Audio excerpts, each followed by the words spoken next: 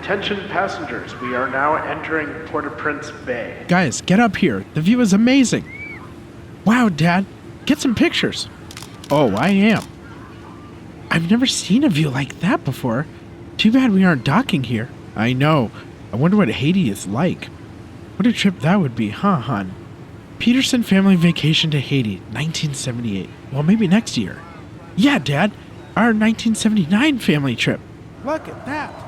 Whoa, Hank, don't lean on the railing like that. What's going on, honey?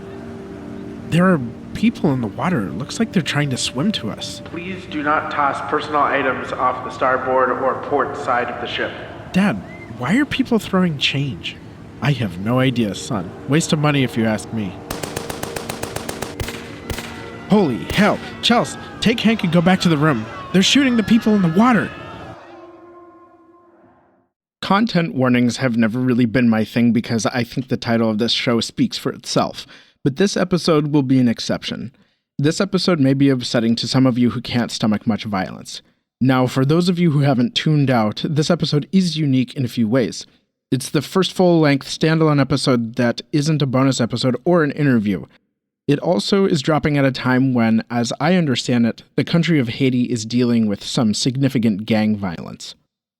I'll be honest, these intros I write last as sort of a commentary of my experience in researching and writing on the topic at hand.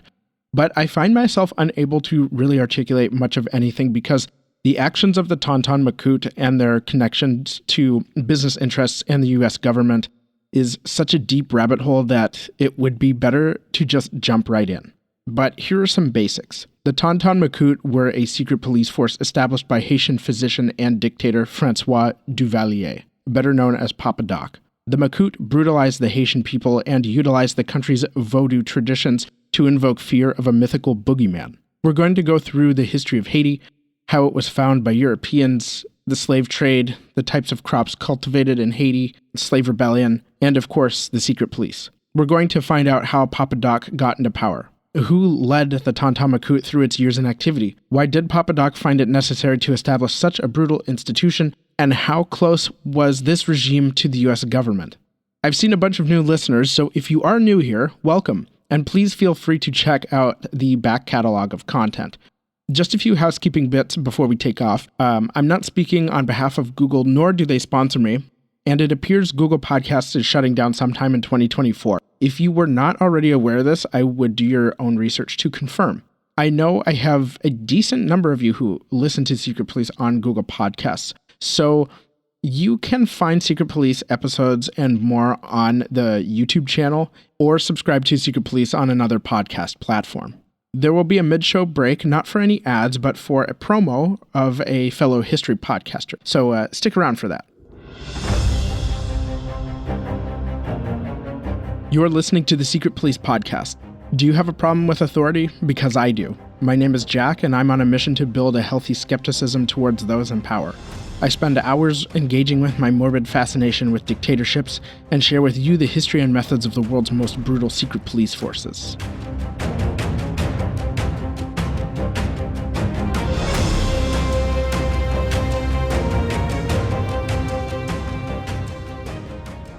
We start our journey, interestingly enough, with Christopher Columbus. Born somewhere between 1436 and 1455 in Genoa, Italy, Columbus gained seafaring experience on several different voyages in the Aegean Sea and the Atlantic. Chris studied astrological navigation, geography, and applied mathematics. He made several theories based on his study of maps and other related sources and hypothesized that if he were to continue west beyond Iceland, that he would eventually reach the continent of Asia. Columbus assumed that the Atlantic was the only ocean and that the world was small, therefore the Atlantic was narrow, or at least narrow enough to sail from Europe to Asia. He also assumed that there was no large landmass between Europe and Asia. Columbus appealed to the Spanish crown, specifically King Ferdinand and Queen Isabella, to try and gain support for a westerly exploration of the Atlantic. With the king and queen's blessing, Columbus had just 10 weeks to pull together a crew, ships, and the necessary resources for the long journey across the Atlantic. He assembled 90 crew members to be divided amongst 3 ships called the Niña, Pinta, and Santa Maria. According to some sources, Columbus's first one-way trip across the Atlantic took 61 days. I do not like the ocean that much. Imagine being on a small ship, feeling the unsteady ocean beneath you all the time for 2 months straight. A hard pass for me. No thanks. Bye. In fact, at one point, this gaggle of glorified rowboats thought they'd never encounter land after more than 3 weeks in an area of the ocean with little wind. Columbus promised to the first man to spot land that he would receive 1,000 gold pieces or maravidas per year for the rest of his life. National Geographic says that Columbus first landed at the Bahamas, but he eventually discovered, or at least was the first to set his European eyes on, the island of Hispaniola. The first man to spot land was a guy named Rodrigo, and he never received those 1,000 gold pieces. Columbus instead made up some BS about seeing land first and took the reward for himself. Mr. Columbus, it's Rodrigo. I just wanted to talk to you about the reward. What reward? The reward for the land, seeing the land, I see it first. So? You said 1,000 maravidas if we see land first and I see it first. No, you didn't, Roddy. I saw land first, at dawn, on the horizon. Sir, I was on watch. You were napping. Roddy, I'll put you in a permanent nap if you keep arguing. What a cheap bastard Columbus was. Anyway, Hispaniola is a Caribbean island between Puerto Rico to the east and Cuba and Jamaica to the west. This collective island region in the Caribbean is called the Greater Antilles. Hispaniola is roughly the size of West Virginia or South Carolina, and the island is a little over 700 miles from Miami. Hispaniola has a tropical climate where the humidity is like swimming in air. But Hispaniola has quite a diverse landscape, including 5 major mountain ranges that affect regional climate due to the rain shadow effect, where basically a mountain range blocks or stops clouds carrying moisture, and it rains on one side of the mountain range, but not so much on the other side, leaving it arid and desert-like. The island has areas with desert dunes and pine forests, and, of course, beautiful beaches. As a bonus, or perhaps a curse, the island is great for agriculture. The native islanders grew a number of crops such as cassava, peppers, squash, and beans, to name a few. When Columbus landed on the island, it was called La Española, roughly translating to the Spanish island. To be clear, Columbus claimed the island for Spain because he was conducting the expedition on behalf of the Spanish crown, not for his home country of Italy. His expedition landed on the northern coast of modern-day Haiti. They were greeted by the indigenous Taino and Arawak peoples who inhabited Caribbean islands for several thousand years prior to encountering Europeans. The Taino specifically welcomed Columbus and his crew, and these two groups were able to engage in trade. But think about how mind-blowing it would be to encounter a whole-ass group of human beings on an island who have no prior experience with or concept of an outside world. In trading with the natives, Columbus noticed that while the natives didn't possess metal weapons, they did wear pieces of gold for jewelry. A chief even presented Columbus with a solid gold mask.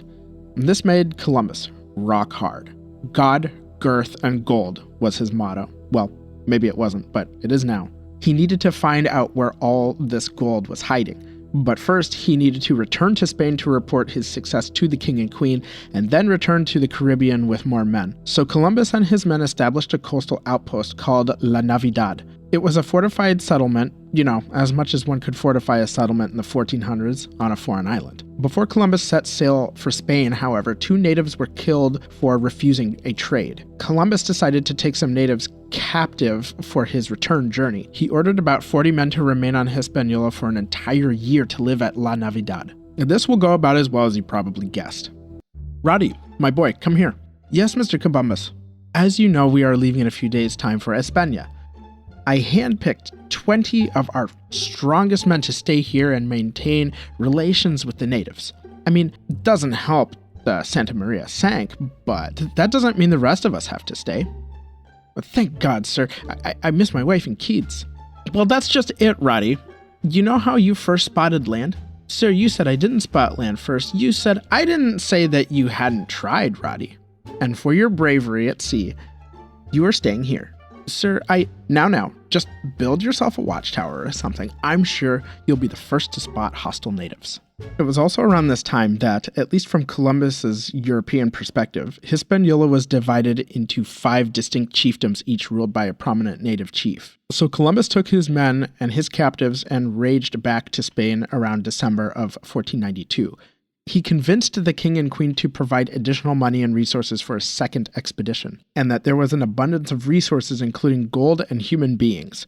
Columbus returned to La Navidad the following November 1493 and found it to be a thriving metropolis with functioning public highways, toll roads, competent public transport, free Wi-Fi, and a functioning municipal government where the annual income per capita exceeded $100,000. No, of course that's not what happened. La Navidad was destroyed and all 40 guys left behind were slaughtered by the natives. Poor Rodrigo. I don't actually know if the real Rodrigo from the first voyage was condemned to the island or not. In 1496, the town of San Domingo was established on Hispaniola's southeastern coast, which served as the primary hub for importing soldiers, colonists, slaves, and material resources. The soldiers were needed to ensure slave laborers didn't revolt, and the crown thought it wise to colonize these quote-unquote unclaimed territories, hence transporting colonists. Columbus focused on finding more gold. He and his men crisscrossed the Caribbean islands, confronting the natives and demanding access to gold. Word spread throughout the indigenous communities, who fled certain areas to avoid danger. Columbus grew frustrated in their lack of progress in finding gold, so he turned to the second reason for his return: slaves. The seafarers captured Taino and other Arawak peoples, mostly men, some children, keeping them in human pens or enclosures. The strongest, most able-bodied were shipped to Spain. About 40% of those people died at sea. The survivors were auctioned off in Europe. Columbus's throbbing gold boner wouldn't be satisfied without some of the precious metal. He appointed himself governor of Hispaniola and ordered the natives at least 14 years old of age to obtain a certain quota of gold per week. Those who were successful were awarded with a copper necklace. Those without a necklace had their hands chopped off. Much of Columbus's crew on the second journey were made up of ex-convicts. They suffered from tropical diseases, boredom, and were thousands of miles away from home and consequences.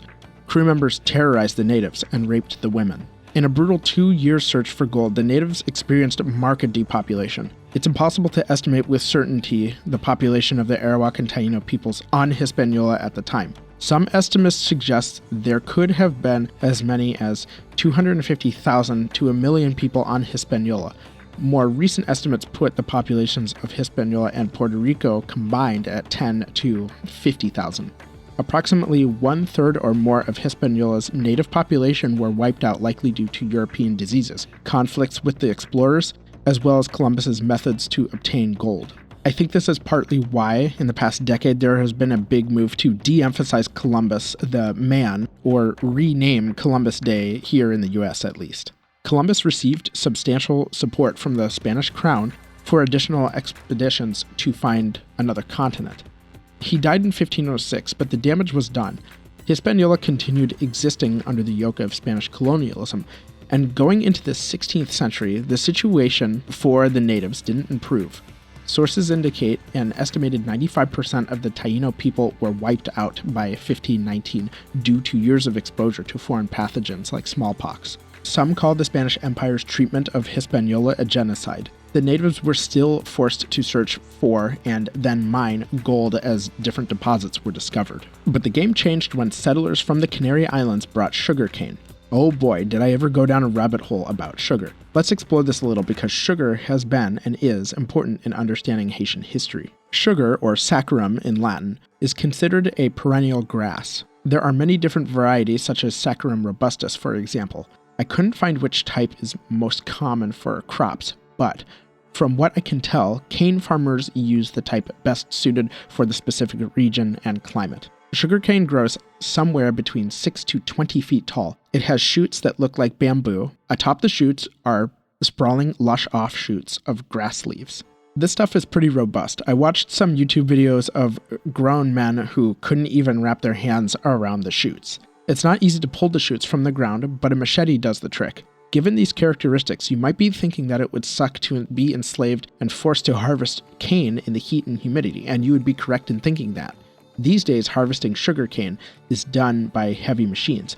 but pre-industrial farming relied on free labor. The first sugar mill on Hispaniola was built in 1516. Now that white stuff that you put in your coffee, sugar, not cocaine, come on guys, is the end product of a whole lot of processing. Honestly, more processing than I wanted to know. I posted links in the episode notes if you want to find out the chemistry details, but we'll keep this to a general overview. Once the cane is harvested, the first step is to extract the juice. This is done by some sort of pulverizer and blade system. The pulp is then separated, which can be used for a variety of its own purposes. The juice then needs to be boiled.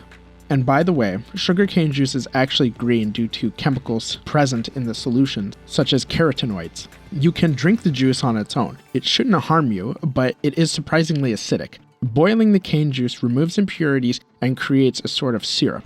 It's like boiling water with a high concentration of dissolved sugar. The syrup is a sludge-like substance. If I'm not mistaken, that substance is partly molasses. There are a couple other processes, and again, I encourage you to check out the links, but eventually the sugar crystals are removed by centrifuging the pure liquid containing a high concentration of sugar. The crystals are then collected, washed, dried, put in bags, and sent to the grocery store, from tall sugar cane to food-grade sugar on your kitchen counter. The stats vary, but something like 50 to 70% of all household sugar actually derives from sugar beets rather than sugar cane, and the extraction and refinement process is about the same with beets. In the sugar industry, the extraction of sugar from beets is actually called beating off. When you put a spoonful or two of sugar in your coffee, you are likely mixing the result of beating off in your drink. Look, I'm just the messenger, I don't make the rules. Again, without the benefit of industrial-scale vats, giant crushers, and modern chemistry, extracting sugar in a 16th century mill looked quite different. I couldn't find the exact process followed, but the chemistry doesn't change. There needs to be separation of the juice, boiling, then extracting sugar crystals. How many of you were convinced that getting sugar from beets is called beating off? That's not true. That was just my insane nonsense. What is interesting is that sometimes sugarcane farmers burn part of the crops before harvest. The fire burns off the leaves, leaving the stalks containing the sugarcane juice alone. It's much easier and more cost-effective to burn off those top leaves so they don't get into the machines and mix with the prized shoots. So why was sugar so valuable? Today it seems like sugar is in everything from desserts like baked goods, ice cream, added sugars in juice, soda, pasta sauce, salad dressing. It's a long list. There is huge demand for sugar. But back when Hispaniola was being colonized, sugar was a commodity in demand amongst the upper classes who could afford it. And you also couldn't have Jack Sparrow's favorite drink without sugar. Rum is a spirit made from the molasses, a byproduct of the sugar processing. And why is this important? Why does a sweet food item that gives us a little burst of endorphins have anything to do with Haiti or colonialism? The answer is money. Sugarcane, refined sugar, and other crops were Hispaniola's primary economic output. So sugar played a role throughout Haiti's history. The vast majority of Hispaniola's crops were worked by slave labor. One of the first major slave revolts occurred in San Domingo in 1521 on sugar plantations belonging to the son of Columbus, Don Diego Colon. From the remainder of the 16th century, the Caribbean Sea was crawling with pirates and maritime outlaws looking to get a hold of the white powder. Sugar, of course. Spain became increasingly concerned with piracy because pirates cut into state-sanctioned legitimate business practices. Philip II of Spain ordered the inhabitants of Hispaniola to relocate closer to Santo Domingo, which was a mistake because that left parts of the island now largely uninhabited and left openings for other settlers, namely the English and French, but particularly the French. In fact, the western half of Hispaniola basically became a safe haven for pirates. It's la free real estate. The Spanish were using slave labor to work their crops. Those slaves were mostly the native Taino people or other natives from nearby South and Central America. Plus, the Spanish had other, more lucrative colonies in the Americas, extracting gold and other precious metals. France decided to better compete with their colonial rivals. The Treaty of Ryswick in 1697 formally ceded Western Hispaniola to the French, which was named Saint-Domingue.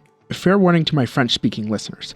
Look, my French is probably just as bad, if not worse, than my Russian, so hopefully you get a good laugh out of this. If you're really good at language, you may have noticed that Saint-Domingue and the Spanish city of Santo Domingo are similar. That's because they are the equivalent French and Spanish names for Saint Dominic, a Catholic saint who, when alive, founded the Dominican order. He's the patron saint of astronomers and natural scientists. The French went all in on resource extraction in Saint-Domingue. They were going to grow so much sugarcane No beating off allowed. Following the footsteps of Spanish colonizers, sugar was the main export as well as tobacco and the C word. I'm talking about soft, fluffy cotton. They also exported coffee, and instead of using indigenous populations as slaves, the French imported Africans via the transatlantic slave trade. Let's understand more about slavery overall before refocusing on Saint-Domingue. The concept of slavery is seemingly as old as human history. In biblical times, one could end up enslaved if captured in battle, born into a lineage of slaves, or fall into debtor slavery, meaning somebody performed labor without monetary compensation to settle unpaid debts. Basically, there were multiple paths to unpaid hard labor in trash conditions. In the modern vernacular, some people use the term wage slavery to refer to low wages that are so stagnant it severely hinders the ability of people working these jobs to get ahead. But if you ask probably most, if not all Americans who aren't at least recent immigrants, the word slave likely invokes images of southern plantations, chains, and whips. Slavery for us brings the concept of race to a rolling boil. But it might surprise you that the slave trade had a decent amount of assistance from other Africans. Within the transatlantic slave trade, Europeans would sail from Europe to ports along the West African coast from modern-day Sierra Leone, Ghana, Togo, Cameroon, Gabon, Congo,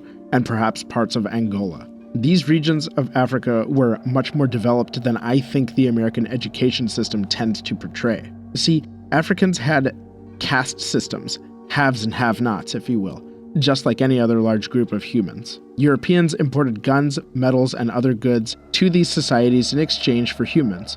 For example, in the late 17th century, disagreement over the rightful successor to the Congolese throne ignited a civil war. The war divulged into a bloody free-for-all, with various tribes fighting for power. By the time the war ended, many of the Bakongo ethnic group were tossed into the abyss of what was the transatlantic slave trade. Some people in the lower castes could be bound by servitude to a chief who could exchange them for European goods. This is definitely an aspect of the slave trade I did not know about before this episode, and it's difficult to wrap my head around the idea of Africans selling other Africans into this system. But, look no further to the more recent ethnic clashes between Hutus and Tutsis, and maybe then this isn't that difficult to believe. That being said, I wonder how many African leaders who sold their captives to Europeans knew what would happen to those they exiled. The point is, Europeans did not dock their ships to go then capture Africans. Instead, Europeans relied on African middlemen to capture people for enslavement on the other side of the world. It's estimated that about 40% of the slaves on Hispaniola came from Congo. On board a slave ship, masses of people were packed and arranged like an overcrowded cemetery. Disease festered in these dark and damp spaces. It's estimated that during the slave trade's 400-year existence, between 12.5 and 15 million men, women, and children were shipped from Africa to the Americas. Somewhere between 12 to 15% died in transit, or roughly 1.5 million to 2.3 million people dead. Of course, it's difficult to get precise data due to how long ago this occurred. Brazil, the country where yours truly was born, received about 41% of the share of slaves. The Caribbean, including Saint-Domingue, received 48%. And it may shock Americans to know that the US received about a mere 5%. Now, when you add up those numbers, there is 6% of the survivors missing, and I'm honestly not sure what happened to that share. Once slave ships arrived at port, the survivors were literally auctioned off like livestock. This type of slavery is called chattel slavery because slaves were considered their master's legal property. And it's no coincidence that the words chattel and cattle have the same Latin root. And the slaves were treated as such upon purchase, having a searing hot branding iron pressed into their flesh.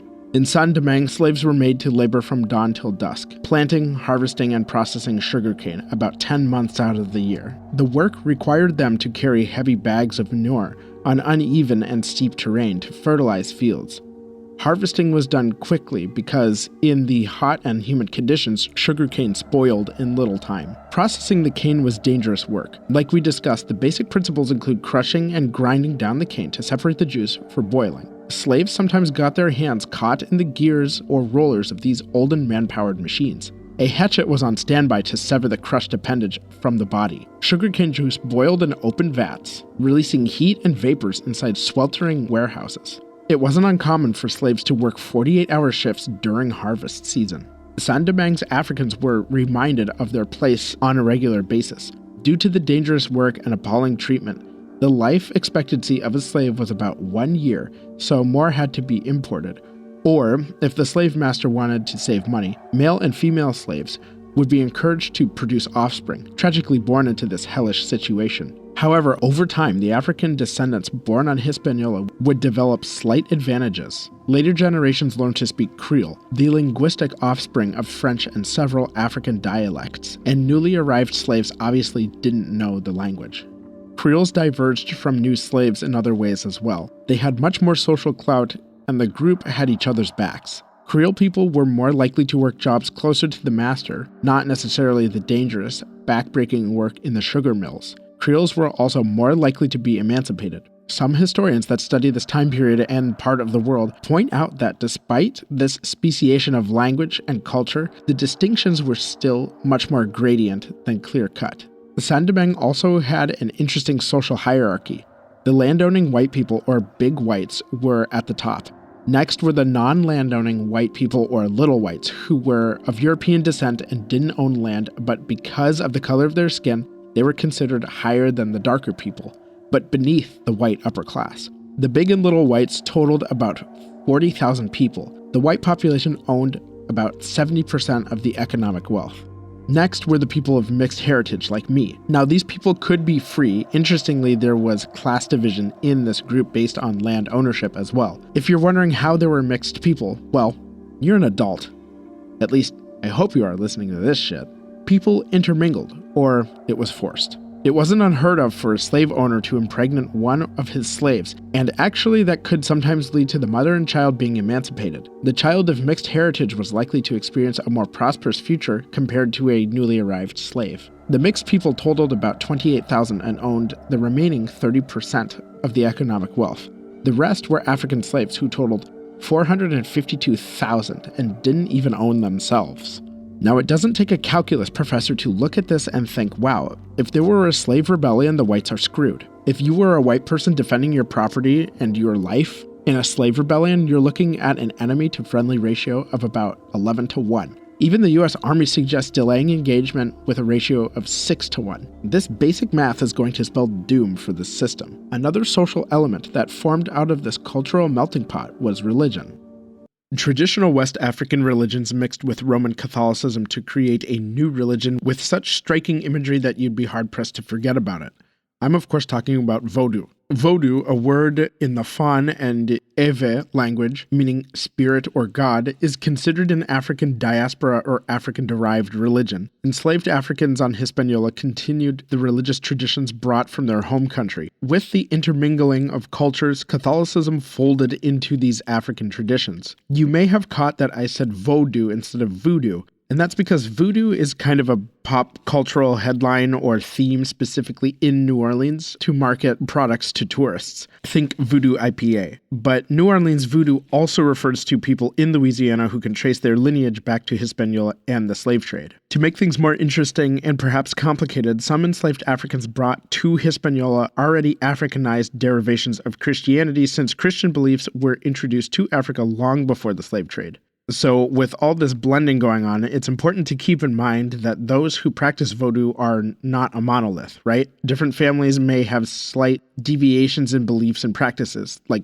Catholics, for example. There are gradients and spectrums between families in the same religious groups. What does Vodou teach? What do the practitioners believe? In Vodou, it is believed there is one god or spiritual being that is a distant entity rather than a personal god. The Loa are saint-like or smaller deities that one can appeal to for different reasons. A Loa for loss, grief, love, etc. There are Vodou temples that hold services which are run by a priest. Intricate markings are drawn around a sacred center pole to summon a specific Loa. There's dancing, chanting, drumming, and sometimes what looks like possession of people by the Loa, or at least that's how sources describe the experience. Vodou has been depicted for centuries in media as a demonic religion. A quick Google search of "Are there demons in voodoo?" gives you results and commenters with some fun things to say about Vodou.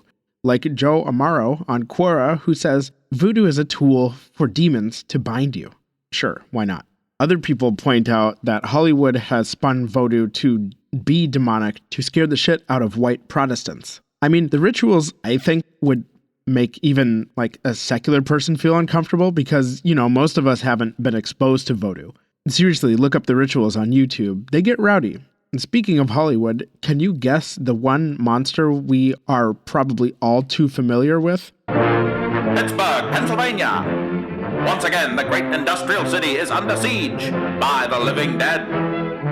Everywhere, business is disrupted and stores are closed. Citizens flee their homes and city as a general evacuation is called after an evening attack by rotting corpses who once again walk the earth. In Vodou, it is believed that the body is controlled by two souls, one called the Tibonage, that controls consciousness, and another called Grobonage, which controls motor function. If after death a person's consciousness soul wanders away or is captured, only the biomechanical soul is left, and the person becomes a rotting walking corpse, a zombie. Saint-Domingue's enslaved population developed a distinctive culture, but their treatment at the hands of French colonists ranged from the harsh to the sadistic. King Louis XIV decreed the Code Noir, or Black Codes, that set just punishments for slaves who stepped out of line. For example, the most common form of punishment was the whip. The Code Noir indicated how many lashings should be permitted, depending on the severity of the infraction. I imagine there was at least one slave master who was just incensed by the Code Noir. Like, damn government coming in and regulating how I use my whip? No, sure, Bob. I use my whip how I darn want to. I don't know why a French slave owner would sound like that, but why not? Other slave masters were more creative with their punishments. Whips tended to tear and slice human skin, leaving open wounds. Sadistic slave owners rubbed salt into the wounds, doused troublesome slaves with boiling liquids, or burned them alive. One of my sources claimed that one slave's orifices, which I assumed to mean either mouth or anus, was stuffed with gunpowder and a fuse. The poor bastard was blown to bits. Escaped slaves, known as maroons, if recaptured, were branded or just straight up executed. Other punishments included being buried alive or soaked with sugarcane juice to let bugs and flies crawl on exposed skin and devour a person one tiny bite at a time. And we haven't even gotten to the dark stars of this episode yet. Ironically, the Code Noir established limited legal protections for slaves against their masters who were excessively cruel. Many brutal slave masters were shipped back to France and had their plantations seized, but actually I made that up. Yeah, despite codes handed down by the King of France, Saint-Domingue's courts often looked the other way when it came to the slaves' many grievances. One case in particular demonstrated a complete failure of the Code Noir to uphold basic slave protections against the worst of the worst slave owners, like slave master and full-time piece of shit Nicolas Lejeune. Lejeune owned a coffee plantation in the northern region of Saint-Domingue. He garnered a reputation among his peers for being a titch brutal. Because even with everything I just told you, even Lejeune made his peers go. Bruh. One source claimed that Lejeune's slaves, in fact, died at a higher rate than slaves on other plantations. It was difficult to put solid numbers on that, since, again, this happened so long ago, and I couldn't identify another source to verify the claim. A group of Lejeune's slaves gave testimony to those courts making a half-assed attempt to enforce the slave protections. When Lejeune found out about the testimony, he had them executed by a method called the wheel. And again, if descriptions of violence bother you, skip ahead about 15 or 30 seconds. The wheel consisted of the victim being bound to a giant wagon wheel by their wrists and ankles. Both arms and both legs were broken using blunt force. The victim was then left to die either in a matter of hours or an agonizing few days. A common fear among slave owners was death by the hands of their slaves. Poisoning was a particular concern, and Lejeune most definitely feared being poisoned, understandably so. I wish somebody had poisoned him. In March 1788, Lejeune suspected he was the intended victim of a plot to kill him. His reaction was to execute about 6 slaves he suspected to be plotting his death. How this unfolded was that 14 of Lejeune's slaves appealed to the court in Saint-Domingue's administrative center called La Cap. In front of a judge, these 14 brave souls accused Lejeune of executing 4 slaves and torturing 2. The court figured, oh boy, we get a lot of complaints about Lejeune. Officers investigated Lejeune's plantation and found 2 women chained to metal collars inside a dungeon-like structure on the property. Their legs were charred and missing whole sections of flesh like somebody took a bite. Lejeune had set their legs on fire and allowed them to burn. Neither woman was found to be in possession of poison, and both died due to their injuries. The court found this incident so egregious that Lejeune was arrested and taken to trial. During the trial, Lejeune deflected from his actions and made the case that if he were to be convicted and face consequences for what he did to those women, the slaves would come after the rest of them. Lejeune said, quote, "There is not a single colonist who's not been alarmed at the bold action of my slaves. Who does not fear that another such event will cause a violent outburst, and who does not shudder at the thought of my slaves winning the case? The possible consequences are enormous. My cause in this case is the case of every colonist. The unhappy condition of the slaves leads them to naturally hate us. It is only by force and violence that they can be controlled. It is not fear of the law or its justice that keeps the slaves from stabbing the owner. It is their awareness of the master's absolute power over them. If you remove this restraint, there is nothing that they will not dare." End quote. Lejeune wasn't wrong in the very worst way possible. He was pointing out the fact that Saint-Domingue's society was built on fear and coercion for free labor. I personally think Lejeune was an unhinged psychopath who tortured for funsies and knew that he had decent odds of getting away with it. He knew no white colonist in their right mind would dare set the slaves on a path to either emancipation or violent rebellion. In Lejeune's mind, and the minds of the other slave owners, if their slaves got radical and organized, it would likely be torture and death for them. Allowing slaves the ability to deviate from their roles would just upset the fabric of Saint-Domingue. Other slave owners, in fact, came to Lejeune's aid by sending a petition to the court judge expressing their concern. Ultimately, Lejeune was acquitted of all charges despite the prosecution's evidence against him. Despite the Code Noir providing clear guidance for punishment in this case, he didn't receive so much as a fine.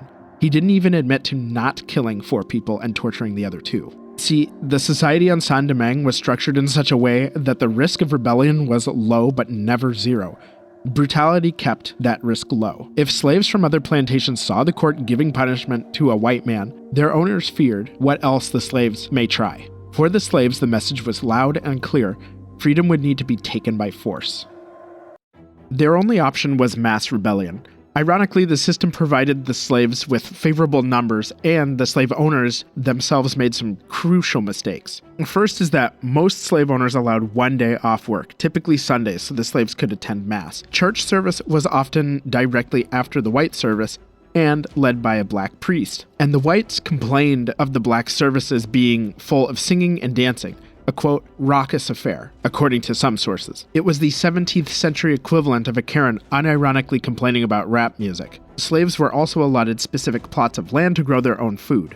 According to the great research done by the Perspectives in History podcast, slave owners attempted to cut costs by allowing their slaves to grow food on a small piece of land. This was cheaper than feeding slaves from the owner's own food supply, unless there was a famine. Both church and communal farming gave the slave population a chance to assemble. You might be thinking, but Jack, how is attending mass and gardening dangerous? Well, the slave owners were thankfully dumbasses because granting these privileges meant the slaves congregated. Where there's a congregation of oppressed people, there is talking, there is organizing. This is what kept Lejeune up at night. I think I told this story in one of the Russia episodes, but to drive home this point about congregation, in May 2008, Myanmar's southern region was slammed by a powerful cyclone named Nargis. Many fishermen and farmers live in this region, and the cyclone killed about 138,000 people and completely flooded or otherwise destroyed villages.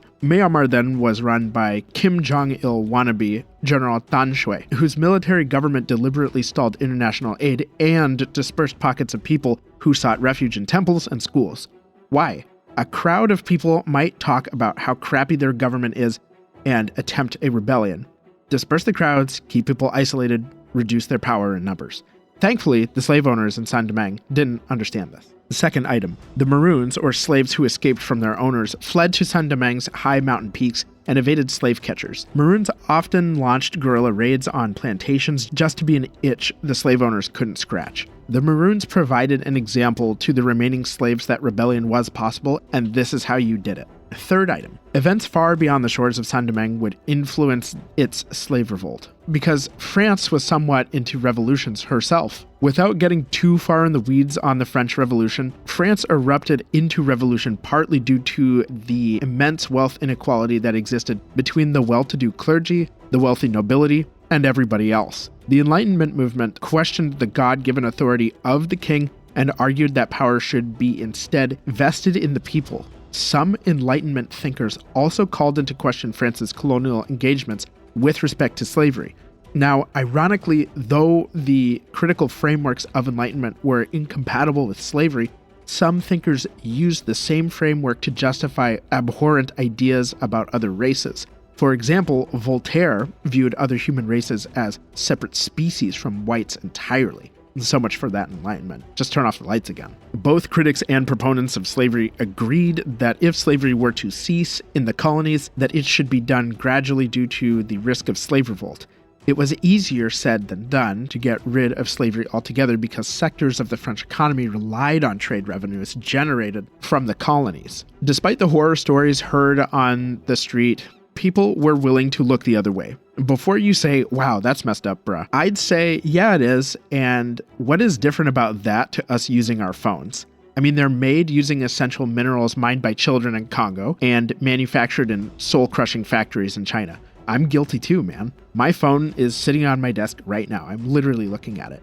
Yeah, there are some obvious differences between back then and now, but we as societies are often willing to ignore pain in other parts of the world for our own comforts. Planters from Saint-Domingue petitioned the government in France for a seat at the legislative body, the Estates General. They had to amend their petition a couple times to join the legislature, but they were eventually successful. Each estate carried one vote, and the system favored estates 1 and 2, i.e. the clergy and the nobility, because they were basically on the same team. The dirty, filthy peasantry of the third estate got shafted in this system because the first two estates always beat them 2-1. Eventually, the third estate broke off from the Estates General entirely and met in a tennis court to declare themselves the true representative sovereigns of France. 17 representatives from Saint-Domingue were in attendance. Not everybody was thrilled that the colony was represented. Notably, none of Saint-Domingue's reps were black, which probably doesn't surprise any of you. That's significant, though, because even the free black people who owned property and paid taxes were not admitted. Taxation without representation. King Louis XVI continued to make unpopular choices, and the people stormed the Bastille fortress in full revolt. Before the days of social media, it took a second for news to spread, but it did eventually make its way to Saint-Domingue's shores. The spirit of revolution made the slave owners' buttholes clench. August 1789, Saint-Domingue's representatives in Paris authored a letter to their colonial constituents. It reads, quote, "Gentlemen and dear compatriots, people here are drunk with liberty. A society of zealots that has taken the name Friends of the Blacks openly attacks us in its publications. It is waiting for a favorable moment to create an anti-slavery explosion. If we just mention the word, that might be enough for them to demand the emancipation of our slaves. Our fear of this forces us reluctantly to keep silent. The time is not right to ask the National Assembly to collaborate with us in preventing the danger that threatens. It is up to you, gentlemen, to decide on the course to follow in such a critical situation. The peril is great and it is imminent. Watch over our safety, but do so with prudence. We must not lose our heads. Let us not awaken the enemy, but do not be taken by surprise. The National Assembly is too preoccupied with the internal affairs of the kingdom to be able to think about us. We are warning Americans everywhere to fly to the defense of their country. Most no doubt will take ship. Only a few of us will go with them until everyone has gathered together. Take the precautions that your wisdom suggests to you. Pay close attention to people and their actions. Arrest suspicious persons. Seize writings in which even the word freedom appears. Redouble your guard over your plantations, towns, and villages. Everywhere win over the free people of color. Be suspicious of those who arrive from Europe. It is one of your greatest misfortunes that it has not been possible in such critical circumstances to prevent the embarkation of those who were in France. We asked the minister of the colonies to do so. The spirit of the time is opposed to our wishes in this matter. To prevent the embarkation of slaves, even at our request, would be regarded as an act of violence that should be denounced to the nation. Be of good courage, dear compatriots. The time will surely come when we can do better. We must let tempers cool down. This crisis will not last. Count on us. End quote. Signed by the deputies for Saint-Domingue. And when they say Americans, they don't mean like people from the US. They're talking about Americans as in people who are colonists in the Americas. There was an attempt to control the flow of information, but it was no use. Word of revolution came by sailors and soldiers from France. Hard to contain stuff like that, right? No matter what medium of information transfer us humans have lived in, people talk. Slaves overheard whisperings of the revolution. Literate slaves would have disseminated revolutionary literature through their social networks. Liberty, equality, fraternity resonated with the slaves, and can you blame them? The big and small white groups quarreled amongst themselves based on their own priorities. The big whites wanted to take advantage of the situation in France to become independent and keep their lifestyle. The little whites wanted to erode the big whites' power. The big whites allied themselves with the small whites to form a colonial assembly which held elections and established voting rights to people who didn't even own property. But, and you may want to sit down for this, the rules didn't extend to black people. I know, shocked me too. The colonial assembly governed from a town called St. Mark, which sits midway on the coast of the Gulf of Johannev. But just a few weeks after the assembly's first meeting, the big whites convened their own assembly up north in Le Cap, with blackjack and hookers, without the colonial government's permission. I'm actually not sure about the blackjack and hookers, but they did seek to form an alliance with their Paris representatives to secure a favorable position. They did not want to break from France. Now, the assembly in St. Mark mostly consisted of small to mid-sized indigo and coffee farmers. Think of them as your tech startups or small cap businesses. The big whites assembly in Le Cap was more your Amazons, Googles, and Facebooks. Big-time sugar plantations with connections. These two assemblies fundamentally disagreed with each other on the future of Saint-Domingue. Free people of color were observing this situation, scratching their heads like, how can we get in on this revolution stuff? A group of freed property owners appeared in Paris to make their case, but that did not go over so well. The concern was that giving rights to even freed black property owners today meant the same for slaves tomorrow. And remember, there was a lot of money tied up in the slave system. There was a compromise made known as the Compromise of March 8th, whereby all citizens over 25 who met specific criteria for property ownership were eligible to vote. The problem was, this kicked the work of defining who counted as a citizen back to the colonial assemblies in St. Mark and Le Cap. The big whites were indifferent to the goals of freed black property owners, and the small whites refused to share rights with people they viewed as inferior. And just a quick recap to keep this straight. The freed black property owners had property ownership in common with the big whites. The big whites had skin color in common with the little whites, or small whites. Not all small whites owned property. Remember, they were more likely to be white laborers with better and safer jobs than the slaves. So freed black property owners were having a difficult time finding allies in Saint-Domingue's white population. But they managed to convince the colonial administration to send soldiers to break up the St. Mark assembly. Many of those members escaped back to France. A property-owning black man named Vincent Auger appealed to the powers in Paris to essentially make a case for an alliance for all property-owning people against a slave revolt. Paris was impressed with Auger, partly because white people were astonished by this black guy's eloquent speech, but unfortunately they refused to take action. In fact, they interpreted Auger's plea as a veiled threat. Either we all join together or we'll rebel. Funny how they were shocked by Auger's way with words, but completely missed the point. Frustrated, Auger moved to Great Britain to gather support and money from his network of slavery abolitionists. Then he traveled to the US to purchase weapons. Then Auger returned to Saint-Domingue to start some shit. Auger wrote to the sole remaining colonial assembly in Le Cap, asking for their rights to be recognized. Le Cap dispatched militiamen to arrest Auger and his small force. Auger was defeated due to limited training and small numbers. He and some close supporters escaped to Spanish-controlled Santo Domingo, but the Spanish authorities captured and exiled them back to Saint-Domingue. Auger and his compatriots were subject to prolonged agony on the wheel, their limbs broken into pieces, and their heads severed and stuck on pikes, displayed as a warning to those who challenged colonial authority. One account tells that Auger, being a politician first and not a soldier, broke down and begged his French tormentors for forgiveness while strapped to the wheel. Part of Auger's failure was the decision not to arm the slaves who, as we discussed, made up the vast majority of Saint-Domingue's population. Auger decided to ignore them as a move to distance himself from accusations that he desired a full-fledged slave revolt. And did he ever pay for that mistake? Think of this from the slave's point of view. Not even the property-owning black people could obtain rights via legal or violent means. Look at the math. When the benefits of revolt outweigh the consequences, there's just one answer.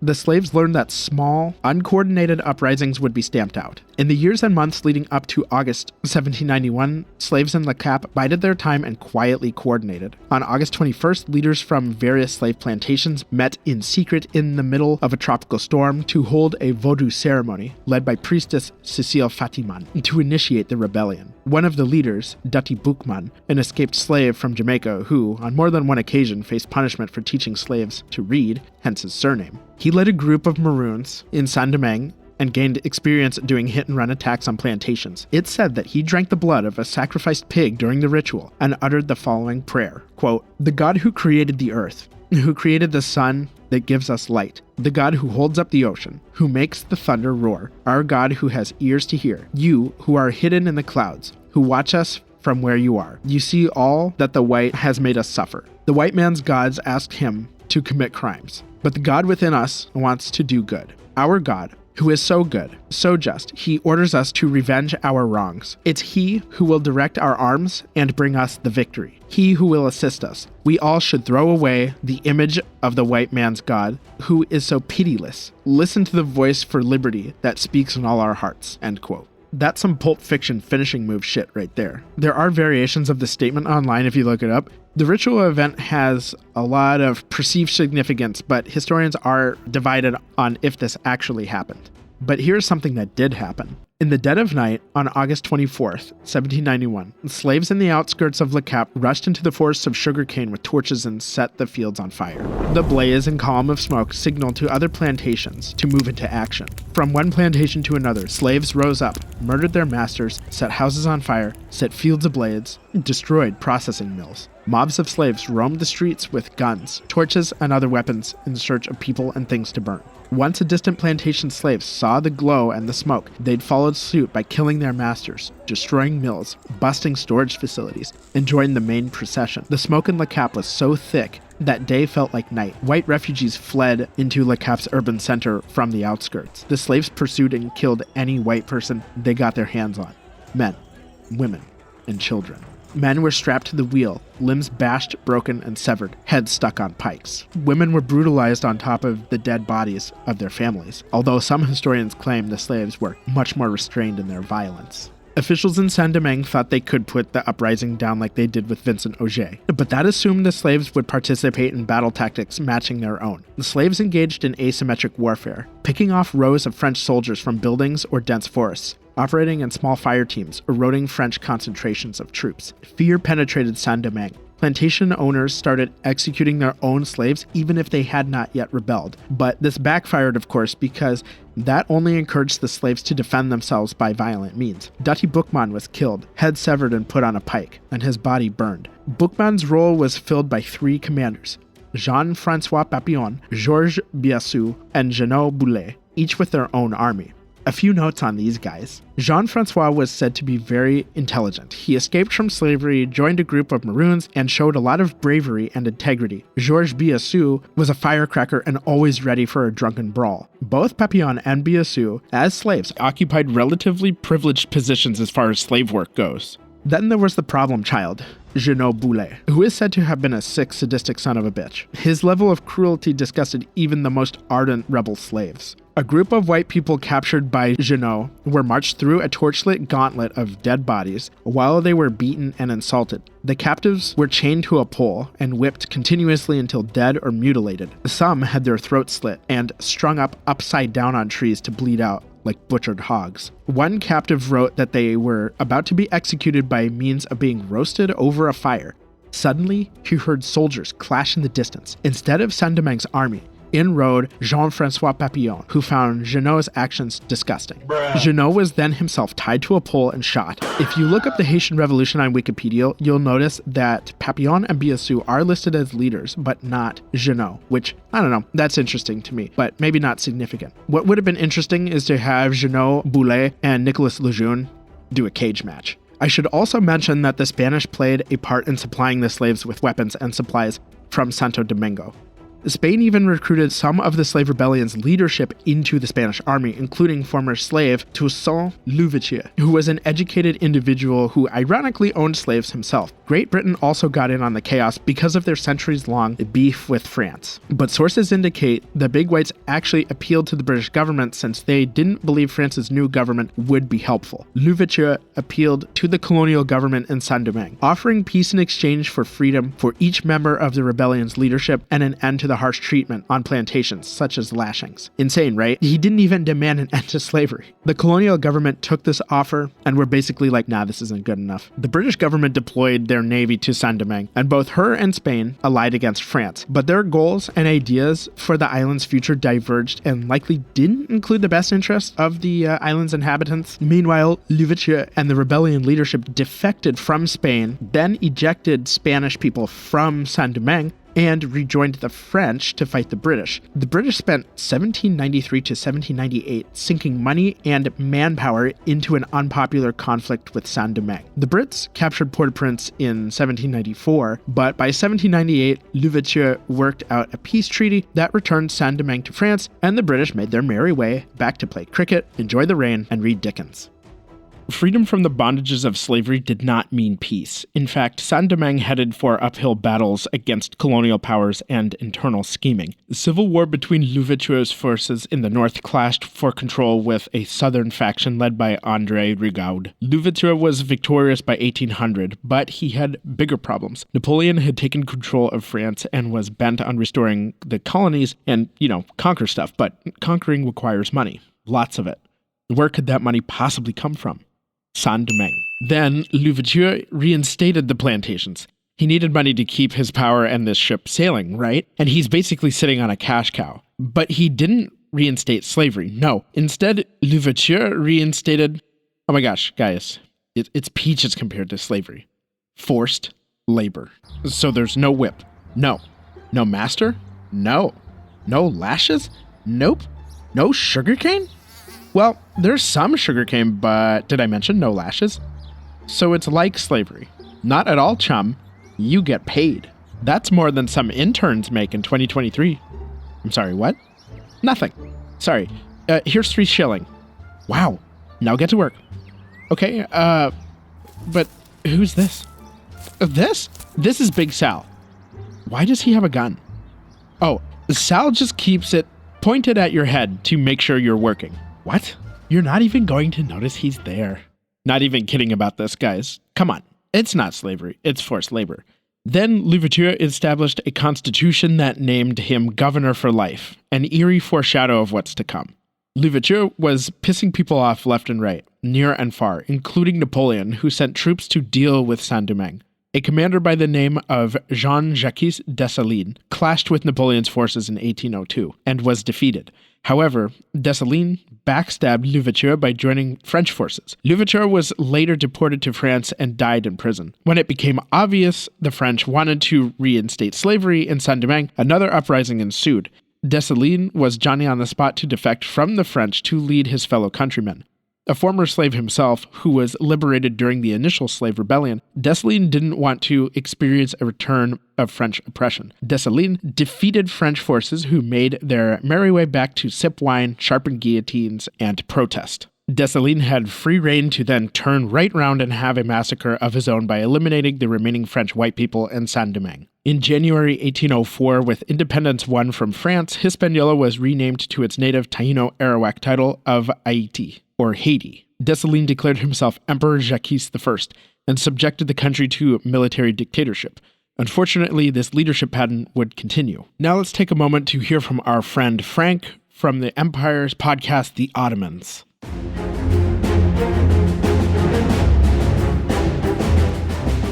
Hey there, I'm Frank, the creator and host of Empire's podcast, The Ottomans. Join me as I bring you a blow-by-blow, decade-by-decade, continuous historical narrative about the Ottoman Empire. What you're getting with Empire's podcast, The Ottomans, isn't some flashy YouTube vid or Battlefield fanboy club. You're getting hours upon hours of raw research, distilled down into episodes, alive with historical facts, personalities, and compelling events. Whether you're mowing the grass, driving to work, working out, or cleaning those dirty dishes, I invite you to set the world aside for 25 minutes and enter the age of the Grand Turco. Empire's podcast, The Ottomans, is available wherever your favorite podcast show is found. Thanks for listening. If you want to check out Empire's podcast, The Ottomans, I'll have a link in the episode notes. Now let's see what's going on in Haiti. From Dessalines' declaration of emperor, we are going to fast forward through about the next 100 years with some stops along the way. 1806, Dessalines, aka Jacques I, was assassinated. Haiti diverged into two factions, one which governed the north and another that governed the south. Later, Jean-Pierre Boyer reunited Haiti and incorporated territory that would later become the Dominican Republic. Haiti appealed to France for official recognition of sovereignty. France was like, yeah, man, but it'll cost you. France slipped Haiti a bill to the tune of about 112 million francs, or nearly $600 million today, and had the audacity to request a tip. Boyer was like, sure, fine, whatever. Haiti didn't fulfill its debt obligations to France until 1947. If you're wondering why such a wealthy, extractive economy such as Haiti couldn't pay back its debts, well, that's a fair question. I wondered the same thing. It's difficult to pin the precise answer, so me speculating, to be completely honest, I'm thinking that because Haiti experienced a massive and violent upheaval, plus the disruption to the slave trade, meant that Haiti did not have the luxury of many, if any, trading partners. So despite the abundance of valuable resources, commodities were not processed and put on the market. Next, I'm thinking about who is supposed to perform that labor. Former slaves expected to revisit and work in places of torment to perform the same work. Whatever the economic factors, that doesn't change the fact that Haiti was extorted for cash. Cash that helped pay for constructing the Eiffel Tower. That's not to hate on the tower. I've been there, walked up its stairs. If you have the chance, go visit. I think it's worth it. Unfortunately, the tower itself, of course, can't help having been funded by less than scrupulous means. 1844, the Dominicans declared independence from Haiti, and several military attempts to recapture that part of the island failed. Jumping ahead to 1915, the Americans became sus that the Germans were up to no good in the Caribbean. So the United States Marines deployed to Haiti and occupied the country until 1934, when the Americans made their merry way back to eating hamburgers, going to church, and firing off a few rounds. Then in 1937, neighboring Dominican Republic was taken over by dictator Rafael Trujillo, who initiated an ethnic cleansing of the republic's Haitian population. We stopped at 1937, so let's now rewind just 30 years to explore the life of today's dictator, Francois Duvalier.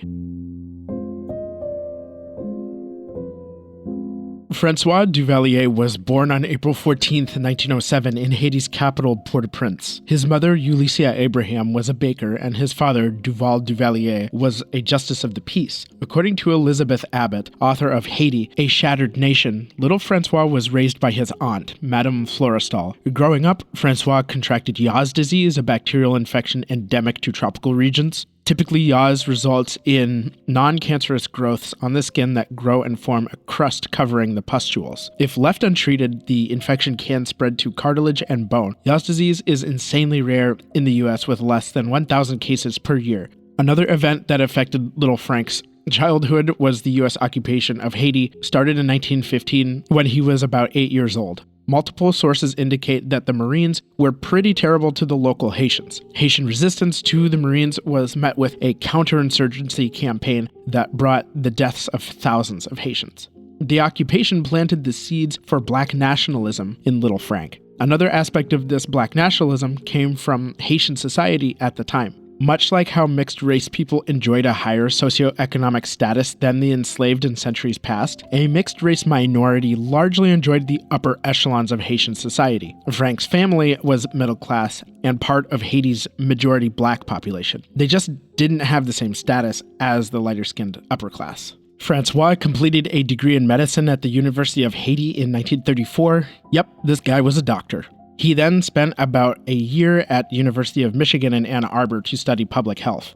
He specialized in the study of tropical diseases such as yaws and malaria. Upon his return to Haiti, Frank treated patients living in rural areas suffering from these types of tropical infections. And this is an aspect of his life I don't want to downplay. Duvalier was a good doctor. Yaws is very contagious, and many Haitians that didn't have access to antibiotics suffered from this disease. Armed with a medical degree and some penicillin, Dr. Duvalier changed this reality and alleviated a lot of suffering. Over time, Frank's patients began calling him Papa Doc. I wish he had just stuck with being a doctor, but unfortunately, he unleashed a lot of suffering later. Papa Doc still dabbled in black nationalism. He got into an intellectual movement called Negritude, which sought to increase black consciousness across the world population of African diaspora through art and literature. In Haiti, author Jean Price Mars, a key figure in the country's Negritude movement, connected with Papa Doc, and they co-founded a journal called Le Griot in 1938. In 1939, he married Simone Ovide. They would go on to have 4 kids together: Marie Denise, Nicole, Simone, and Jean-Claude.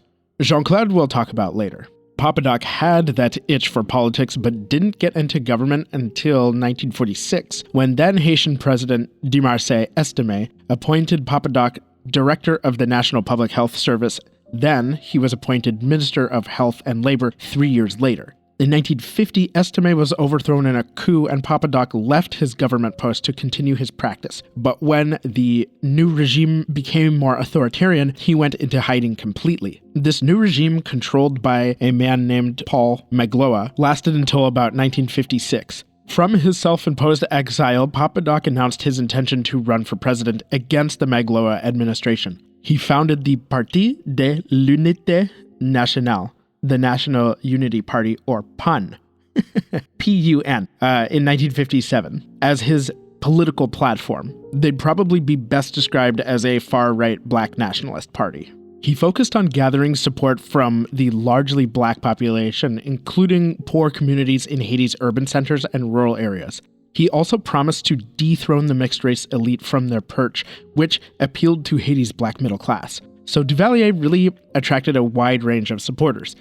His main opponent, Louis Dejoie, was the favored candidate for the mixed-race elite. And to be clear, this group of people would have been referred to as mulattoes, but the term is antiquated. Papa Doc won the election with about 72% of the vote on September 22nd, 1957. A month later, on October 22nd, Francois Duvalier was sworn in as president. Papa Doc held the number 22 in superstitious regard for the rest of his life. Sources indicate that Papa Doc was the least expected candidate to win the election. It should also be noted that there were suspicions that the Haitian army monitored the election and favored Duvalier, but the level of their involvement or any potential interference is unclear. Nevertheless, Duvalier was the dark horse, no pun intended, who seized power. Papa Doc was also unlikely because of his character.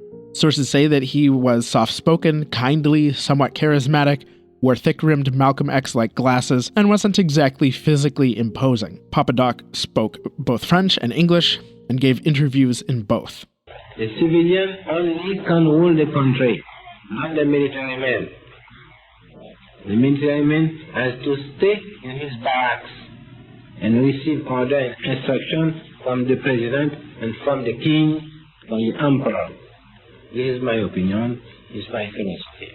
To have peace and stability, you should have a strong man in every country. Not a dictator, but a strong man. One 1960s documentary I watched for this research showed him giving extensive time to a British journalist and film crew. The doc is linked in the show notes, and it's old-fashioned, we'll say.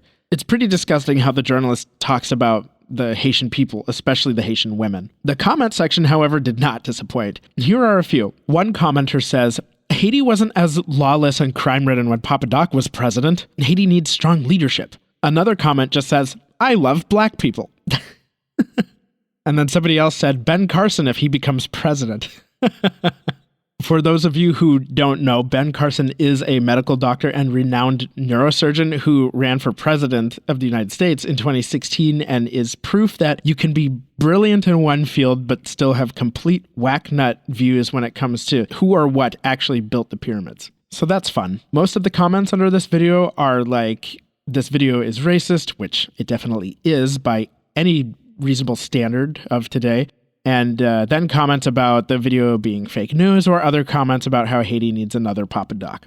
At first, Papa Doc really did seem like the right leader for Haiti. He was respectful and promoted members of the black majority to positions of power, and as a bonus, Duvalier maintained a decent relationship with the United States. Unfortunately, it wasn't long before the warning signs emerged, starting with Papa Doc's intolerance for opposition. He had some of Louis de Joie's major supporters exiled from the country. In July 1958, World War II veteran Alex Pesquet, 2 Haitian military officers, and 5 American mercenaries staged a coup against Papa Doc by seizing a military barracks in Port-au-Prince, hoping to inspire a larger number, of Haitian soldiers to join in an attack on the presidential palace. The numbers failed to materialize, and the plotters were all killed. Papa Doc already harbored suspicions about the Haitian army because they were trained by American Marines during the occupation, and some of the army's leadership were pro-American. But there is more to this mistrust of the army. Papa Doc understood Haitian history and knew that their leaders never stuck around for very long before being overthrown in a coup by the next dictator. According to the U.S. State Department, of the 12 Haitian leaders between 1879 and 1915, one, Louis Solomon, was overthrown a year into his second term. Another, Florville Hippolyte, died in office. But the other 10 were either overthrown or killed. With nearly each coup, the army had some degree of involvement. Papa Doc was well aware of this deadly pattern. And this is just me speculating, but I honestly think Papa Doc was one of the few people who bothered to look and study Haiti's history of unstable leadership and found the army as the common denominator. And if you ask any doctor, I would hope all of them would say that to be successful, you need to be good at studying. To make matters worse, for his early presidency, he didn't have a firm grip on the army. Then, the 2 Haitian army officers involved in the 1958 coup with Alex Pesquet just cemented P-Doc's mistrust of the whole institution. So what did Papa Doc do about this problem? First, he solidified a power base in the army by replacing existing officers with new officers who could be loyal to the Doc. Duvalier's second move was to create a force loyal only to him who could outnumber and outgun the army, and hold first prize for state terror. In 1959, Papa Doc organized a militia called the National Security Volunteers, better known as the Tonton Macoute.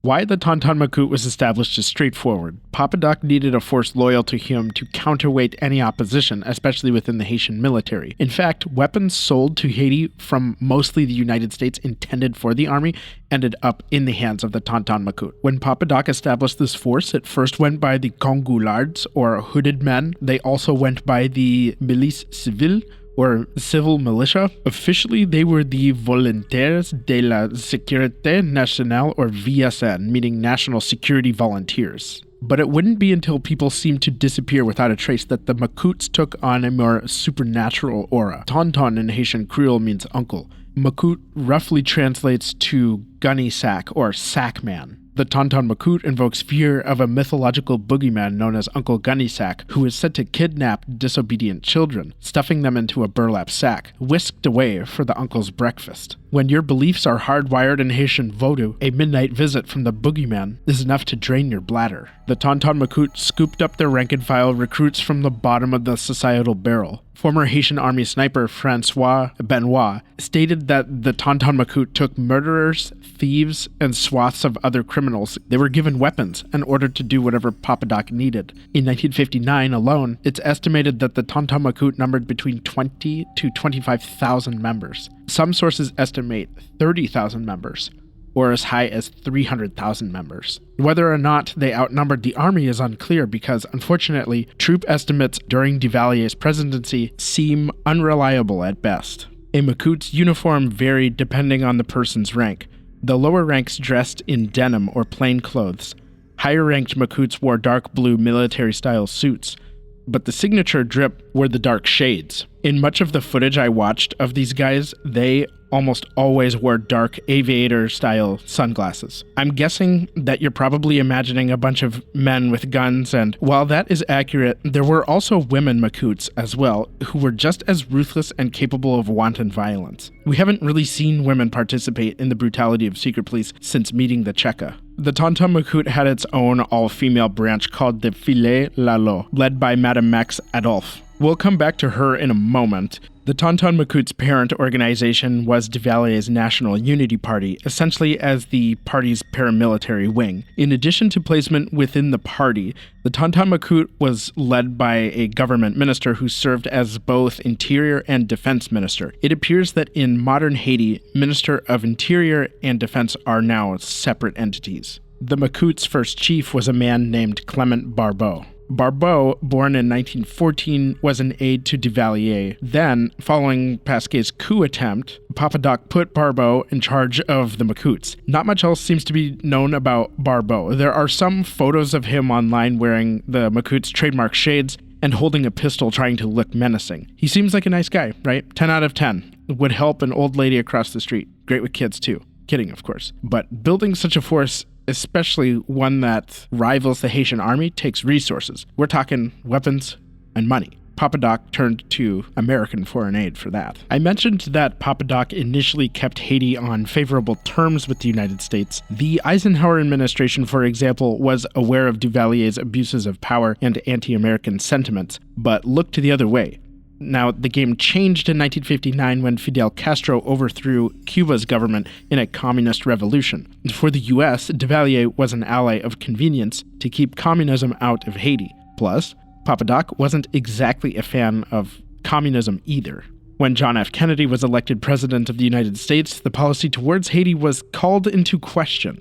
Two competing camps took different positions on Duvalier. Some thought the stakes in the Cold War were too high to risk Duvalier's overthrow and risk of a communist takeover similar to that in Cuba. Other advisors urged Kennedy to cease support to Papa Doc's regime. The cold reality was that the US government prioritized containing communism in the Caribbean. Therefore, Papa Doc received the aid he needed, otherwise he could have gone to our adversaries. The US sent millions of dollars of aid to Papa Doc's regime. For example, according to the US State Department's Office of the Historian, quote, the new US ambassador to Haiti, Robert Newbegin, arrived in Port-au-Prince in October 1960 with limited objectives and options. He was there to commit US aid money, $5 million for budgetary support, $4.5 million for balance of payments, support and economic development, and $3 million for additional development projects, end quote. It's difficult to track down exact numbers for the Haitian budget and expenditures for a given year under the Duvalier government, but it is said that about 50% of government revenues went to building the Tonton Macoute for some period of time.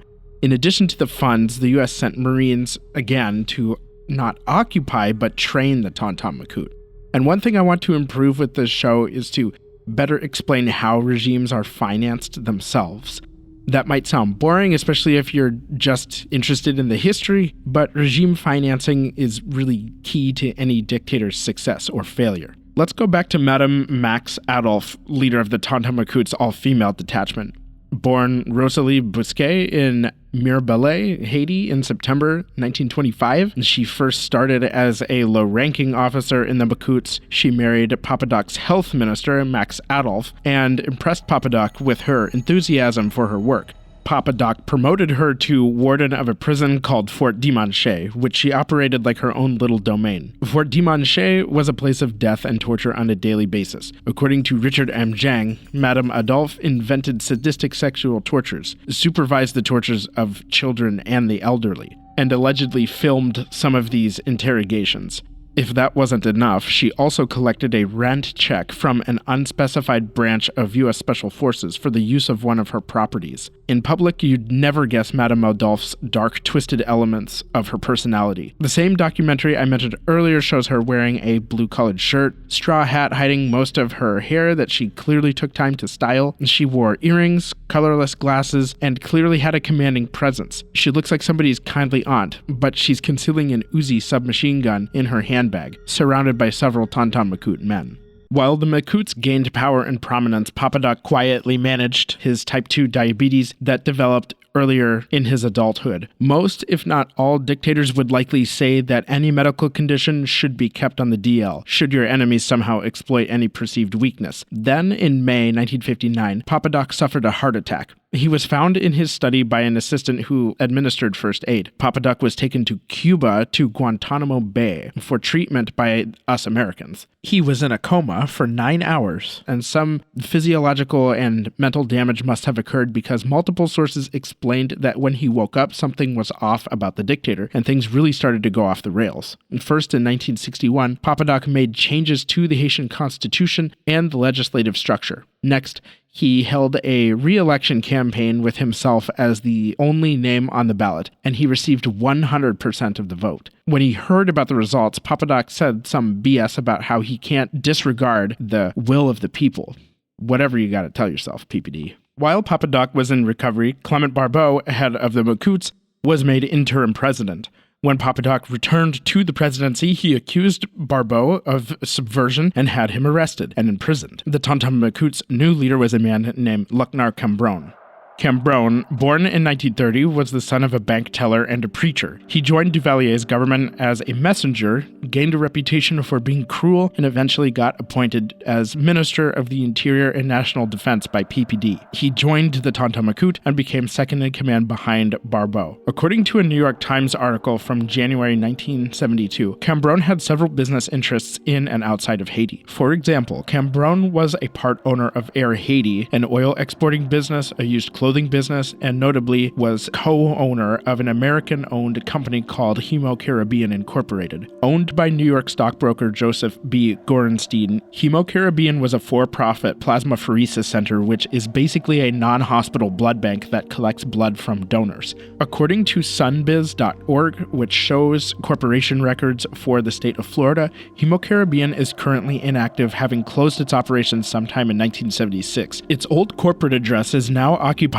by a Chase Bank in Miami. How Gorenstein and the chief of the Tonton Macoute knew each other or how they got into business is unclear. However, Cambronne profited off the sale of cadavers to U.S. medical schools. I can only speculate that some of the bodies shipped to the U.S. for science belong to the victims of the Tonton Macoute. And I just want to be clear, because that would be a massive claim, that I have no evidence that Cambronne actually had the victims of the Tonton Macoute shipped as cadavers. That is pure conjecture on my part. It gets worse. The same New York Times article exposed that Hemo Caribbean made $4 to $5 per liter of blood net profit and exported 5,000 to 6,000 liters, or nearly 1,600 gallons of human plasma to the United States per month. The idea was to increase the U.S. blood supply of plasma that was in critical shortage at the time.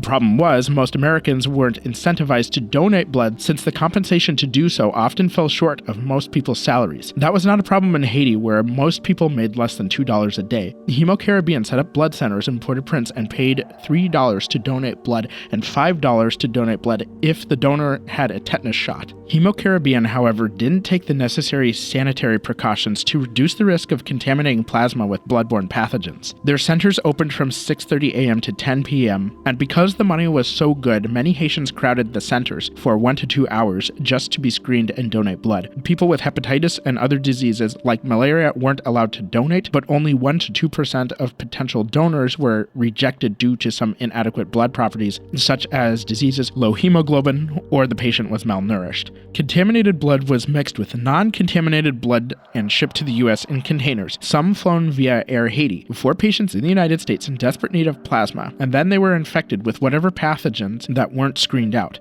Blood was still being collected and shipped to the United States despite HIV's arrival in Haiti, meaning Hemo-Caribbean likely contributed to the AIDS crisis in the United States. I'm not saying this was a deliberate Tonton Macoute operation, especially since I'm not sure what the Duvalier government would gain from harming its biggest ally. But either way, this was a massive failure in national security. For his sale of blood and bodies to the United States, Luckner Cambron earned himself the moniker the Vampire of the Caribbean. So then what happened to Barbeau? Well, this episode keeps getting crazier by the paragraph. A Papa Doc had Barbeau released from prison, which, if you're a dictator, don't do that.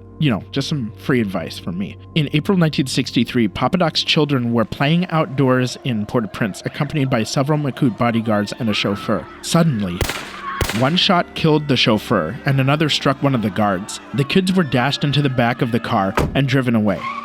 Back in his office, Papa Doc got the news that somebody attempted to kidnap his children. Riddled with paranoia, he reasoned that, given the details of the incident, one of the Haitian army's top marksmen must have shot the driver and the guard. PPD requested the names of the best snipers in the army. Francois Benoit was on that list. Remember, Benoit provided us the details of how and who the Tonton Macoute recruited. Benoit, however, had nothing to do with the plot, but was put in the Doc's crosshairs anyway. Benoit only got a little taste of the Tonton Macoute's bitter methods. He hid from the Macoutes in the Dominican embassy. P-Doc didn't give two sugar shits about diplomacy and had the Macoutes, just commit an act of war and storm the embassy in search of Benoit. He dipped out the back door and stayed with the Dominican ambassador. With Benoit safe for the time being, the Macoutes went for his family. His father, his wife, and his infant son. A group of armed Macoutes arrived at Benoit's home in the late evening. They kicked down the door, gunned down Benoit's family, and set the house on fire. The real masterminds behind the attempted kidnapping, Clement Barbeau and his supporters, were all chased down and executed. I came across one story of a cruise ship that sailed into Port-au-Prince Bay to pass by the capital city. Apparently, the passengers gathered on the upper deck to watch a group of the locals jump in the water because some of the cruise passengers tossed coins into the water. A car pulled up at the dock and outstepped several armed Macoutes who shot the people thrashing in the shallow sea, spewing the glistening water with clouds of blood and floating bodies. The cruise passengers could only look on with horror. And there was at least one Karen on that cruise ship who was just beside herself with rage. She probably screamed at the captain, I have never seen such filth in my entire life. My children are 5 and 8. Who's your manager? The captain's like, ma'am, I had no idea that was going to happen. The Tonton Macoute had free rein to inflict state terror. Executions were made public, the bodies left in the heat and humidity for days at a time to show the consequences of deviating from Papa Doc's regime. The dictator had an interrogation room built next to his personal residence at the presidential palace. The wall was fitted with a peephole so Duvalier could watch interrogations, probably while jerking his PPD. The Tonton Macoute stormed churches, arresting and killing the clergy and congregation as they saw fit. They specialized in the midnight raid where, without warning, your door would be kicked in and you'd be dragged out of bed. It's likely your neighbors would never see you again, nor ever find out what happened. People were taken to prisons like Fort Demonche, hogtied, and beaten. The Tonton Macoute monitored laborers in fields cutting sugarcane. Good old-fashioned informers infiltrated various social circles. Papa Doc personally performed medical exams for his Macoutes, checking their blood pressure and listening to them with his stethoscope, like a fatherly figure taking care of his children.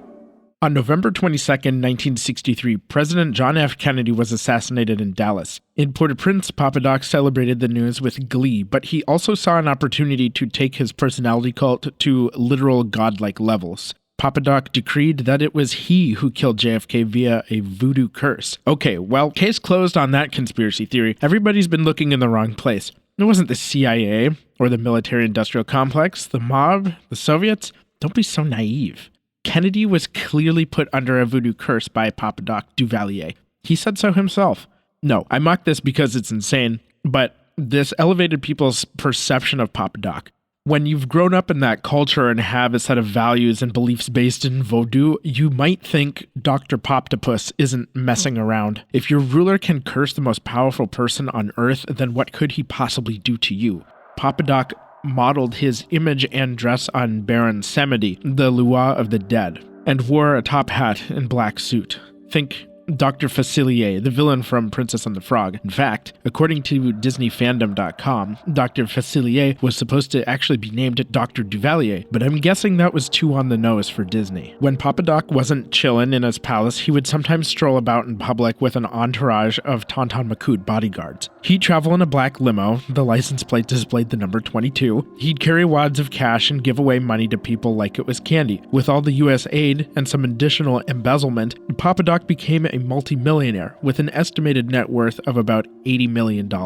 Funds trickled down to his inner circle and then some. Of course, like with Luckner Cambronne, government officials profited from their own businesses. Papa Doc declared himself president for life. He declared himself an eternal being. He didn't think himself like Baron Samedi. He was Baron Samedi incarnate. Sometime in 1964, a new Catholic catechism was published by Duvalier, which in simple terms is a book that establishes fundamental truths for Christians. In it, though, the Lord's Prayer, also known as the Our Father, was rewritten with Papa Doc as the focus of the prayer. Papa Doc ordered some of his enemies to be decapitated and the heads brought to him. The Tonton Macoute was more than happy to provide such a service.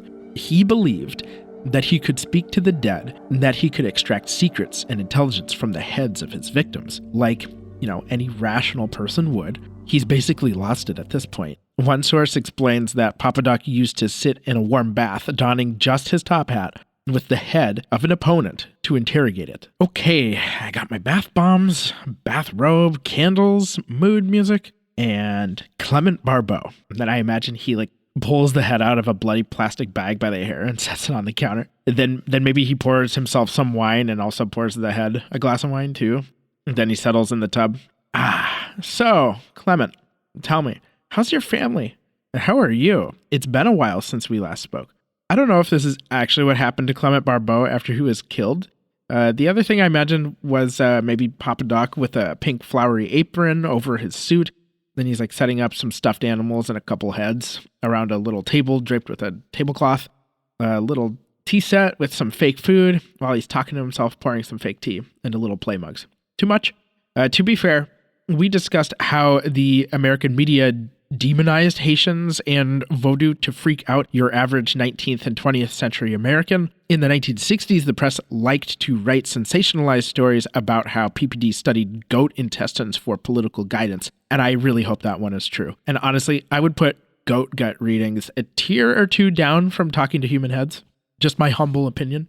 Fortunately for Haiti, Papa Doc was approaching 60 as 1967 approached, plus he had at least one chronic condition, the diabetes, and had a history of heart disease. Time was not on his side. When Papa Doc thought about a successor, the only viable candidate was his son, Jean-Claude, or Baby Doc, as he was known. On April 1st, 1971, Papa Doc died of natural causes in his bed. Unfortunately, he did not get a death like his namesake, Dr. Facilier, by being dragged to the underworld, kicking and screaming by angry Vodou spirits. His son, Baby Doc, took his father's throne at the age of just 19. The Tonton Macoute remained a fixture in the Haitian government. Luckner Cambronne expressed interest in becoming prime minister in Baby Doc's government. Unluckner for him, he was exiled by Baby Doc's mom, Simone Duvalier, and she instead became prime minister. Interestingly, Cambronne moved to Miami in 1972, and in November of that year, the New York Times published an article about the Haitian government canceling a contract with Hemo Caribbean.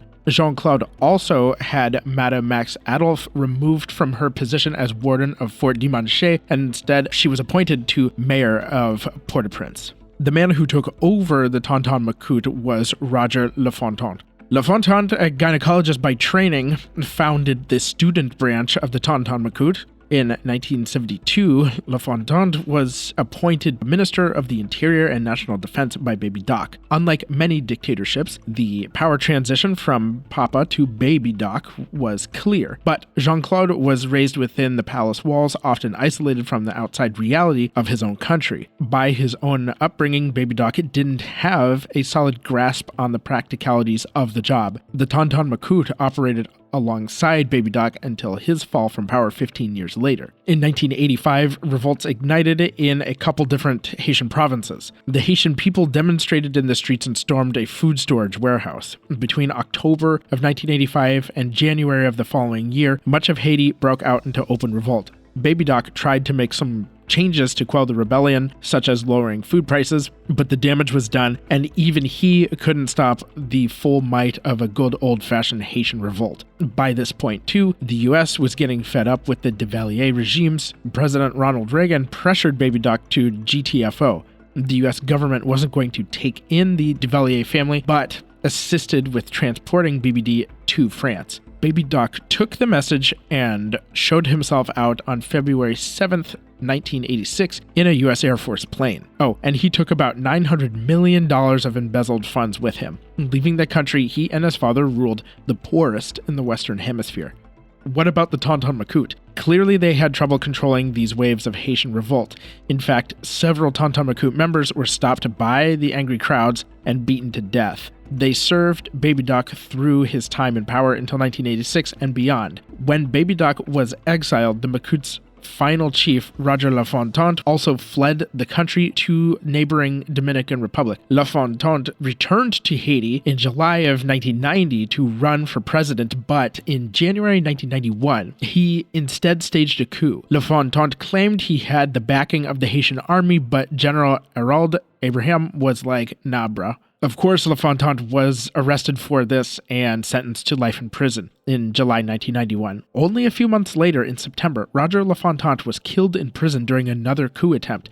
Madame Max Adolphe is said to have been held prisoner in an army barracks close to the presidential palace, and she left Haiti in February 1986, but her current whereabouts are unknown. What I got from researching this topic is that Haitians are really good at coups. If the Olympics had coups as an event, Haitians would win gold medal every time. Great success. The Tonton Macoute carried on for some time after the Duvalier regime until about 1986, when it formally dissolved. However, the Tonton Macoute developed several different paramilitary offshoots in the 90s. The most notorious of these secret police offspring was the Front for the Advancement and Progress of Haiti, or the FRAPH. I'm going to call it FRAP. So FRAP was organized in 1993 by a man named Emmanuel Constant, who had some ties to the CIA and gathered support for his group from, I bet you could guess this one, the United States government. Sources are unclear if Constant was an agent of the Tonton Macoute, and he would have been about 3 years old when they were established. Emmanuel eventually left Haiti for the United States because of yet another palace coup. He was wanted by the Haitian government, so he pieced out for Long Island, New York. While in New York, he got busted for a $1 million mortgage fraud in 2006. As an aside, Luckner Cambron died in September 2006. And honestly, sometimes it's like weird to read about these people that I've never heard of before actually like looking into this stuff. And I think about what I was doing around the time of their deaths. I started 8th grade in September 2006, while the guy who sold bad blood to the United States went on tour with the Grim Reaper. Back to Emmanuel for a moment. In 2008, he was sentenced to a minimum of 12 years in a New York State prison, and in 2020 was scheduled for extradition to Haiti. In Haiti, the Tonton Macoute might be gone, but I think most of you know things aren't exactly peachy there. Haiti continued to have coups and unstable leadership after the Duvalier regimes. In 2010, Haiti suffered a devastating 7.0 magnitude earthquake that collapsed the presidential palace. In the aftermath of the earthquake, Michel Martelly won the presidency despite admitting he'd been a member of the Tonton Macoute. Baby Doc died in October of 2014 of a heart attack. As recent as September 2023, gang violence has erupted inside Haiti. Unfortunately, some pine for a return to the Duvalier days because at least that provided some sense of stability. Let's recap. Christopher Columbus landed on Hispaniola in 1492. He and his crew made contact with the Taino natives. Over time, Europeans discovered the mineral and agricultural resources on the island and further settled the land, pushing the native populations out via conflict or foreign pathogens imported to Hispaniola. Sugarcane was the most abundant crop ahead of coffee and other staples. Much like today, sugarcane was milled and refined into sugar crystals to be sold on the European market. Unfortunately, slaves bought and sold in the transatlantic slave trade bore much of the burden in terms of much blood and tears to keep this cash cow mooing. Hispaniola was split into two regions, Saint-Domingue, a French colony, and Santo Domingo, a Spanish colony. Some slave owners, like Nicolas Lejeune, treated their slaves like literal animals or worse. But there was no legal recourse for wronged or literally tortured slaves, and slave owners were highly unlikely to face any real consequences. My main source for this information on slavery, Crash Course, points out that slavery can be difficult to define and notes that, for some reason, we don't refer to the prisoners in Stalin's gulags as slaves, but they definitely performed slave labor. Why do you think that is? Well, I think because people in gulags were considered prisoners and enslaved Africans were considered property. But in both cases, forced laborers occupied the lowest rung of their respective societies. The slaves in Saint-Domingue staged a successful revolt to overthrow the system around the same time as the ideas of the Enlightenment permeated society and word of the French Revolution spread to the colonies. Later, Napoleon's forces were defeated in their bid to restore the slave system in Saint-Domingue. Hispaniola kept roughly the same borders as they do now, split by Haiti and the Dominican Republic. Haiti suffered a long history of leadership coups and unstable governments until Dr. Francois Duvalier took power. Duvalier, also known as Papa Doc, consolidated his power and deployed state terrorism upon the Haitian people through his fearsome secret police called the Tonton Macoute. The Tonton Macoute recruited from violent corners of society, including prisoners. The Tonton Macoute had a women's branch led by the much-feared Madame Max, who had no problem with torturing people of any age, from children to the elderly. The Tonton Macoute was first directed by Clement Barbeau, who fell out of favor with Francois Duvalier. The next was Luckner Cambron, who owned several Haitian enterprises and exported human blood to the United States, while his company operated by unsafe, unhygienic practices, increasing the risk of contamination with bloodborne pathogens like HIV. When Papa Doc died in April 1972, Baby Doc took power and appointed Roger Lefontaine to lead the Tonton Macoute. The Tonton Macoute were given the ultimate pass to instill fear and weed out opposition by any means necessary, disappearing people from their homes in the middle of the night, shooting entire families and setting their houses on fire, violent interrogations, and leaving bodies in the streets to decompose.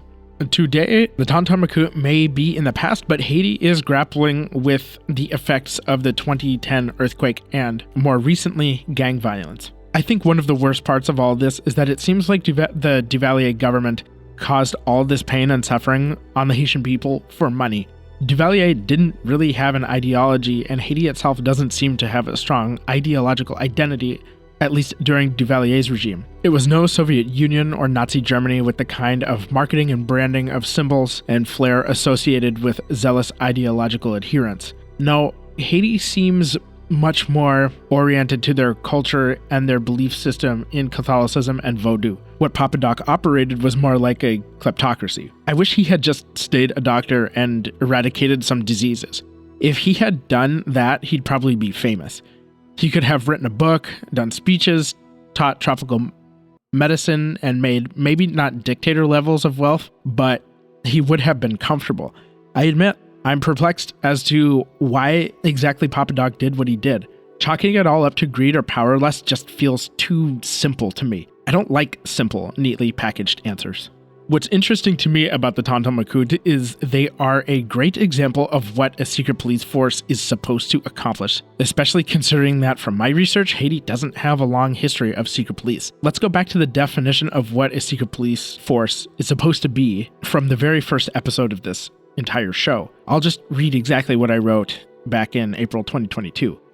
Political police is a more precise definition because these forces have the authority to enforce the political agenda of the administration on the citizens by any means necessary, including terror, torture, and re-education. Sheena Chestnut-Greitens, associate professor at the LBJ School at University of Texas at Austin, characterizes such police agencies as coercive institutions, stating, quote, "Autocrats who aspire to stay in power must address a range of threats. Optimizing a coercive apparatus to deal with each type of potential threat, however, would produce different coercive institutional designs for each threat." End quote. Secret police are a tool for autocratic regimes to enforce the government's political ideology, loyalty to the ruler, and suppress opposition using any means necessary, up to and including death. So Papa Doc got into power, recognized the pattern of coups in his country, identified the correct institutions to control, and established a secret police to keep him in power. This is a textbook coercive institution made from scratch, and it worked. It worked too well. From their inception to their downfall, it is estimated that the Tonton Macoute murdered about 30,000 to 60,000 people. Given this history, hopefully we can understand how Haiti got to where it is today, and we can only hope they don't turn to another Duvalier-like personality for faith, guidance, and stability.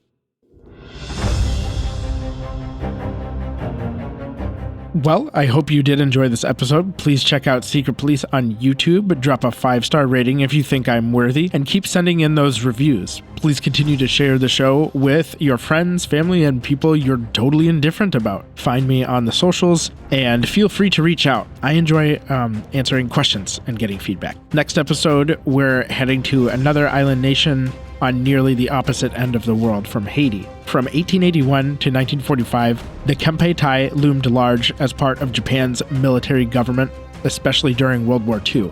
Travel with me to Japan to kick off Secret Police in 2024. Until then, please do not talk to any of the heads of your enemies. Agents dismissed.